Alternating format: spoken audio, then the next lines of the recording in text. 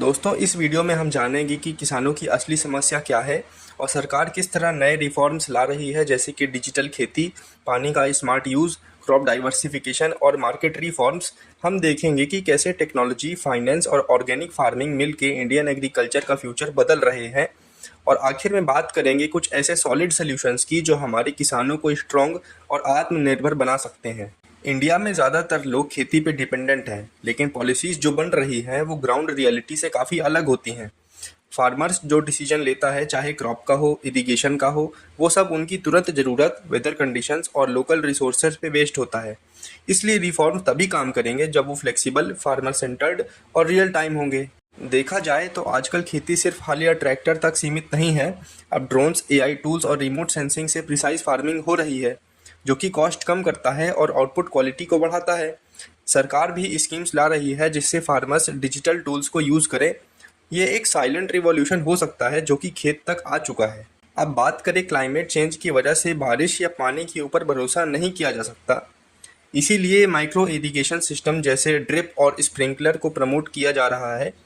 पर drop more crop जैसे programmes farmers को पानी का बेस्ट यूज़ करना सिखाते हैं। और ज़्यादा यील्ड कम पानी, ये फ्यूचर का फॉर्मूला है। सिर्फ गेहूं या चावल पे टिकने का ज़माना गया।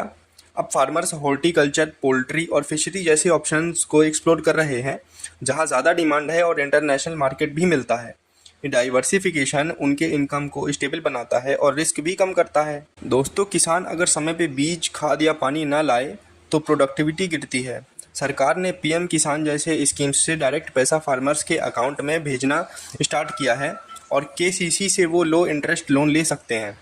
ये फाइनेंशियल सिक्योरिटी का बैकबोन बन रहा है। बहुत बार किसान की फसल बिकने से पहले ही खराब हो जाती है क्योंकि स्टोरेज और ट्रांसपोर्ट का सिस्टम स्ट्रांग नहीं है।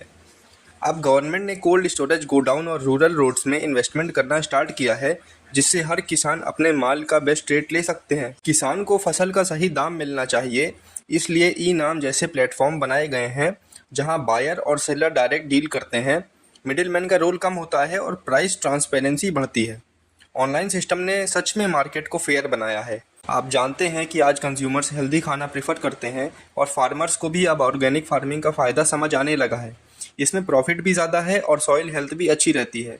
मिलेट्स यानी श्री अन्न का ज़माना वापस आया है और इंडिया इसमें ग्लोबल लीडर बन सकता है। प्रॉब्लम्स काफ़ी गहरी हैं। पानी की कमी, छोटी लैंड होल्डिंग्स और क्लाइमेट चेंज सब प्रोडक्टिविटी को हर्ट करते हैं। ऊपर से स्टोरेज की कमी से फसल बर्बाद होती है। जब तक इन इश्यूज को सीरियसली एड्रेस नहीं किया जाएगा, रिफॉर्म्स इनकम्प्लीट ही रहेंगे।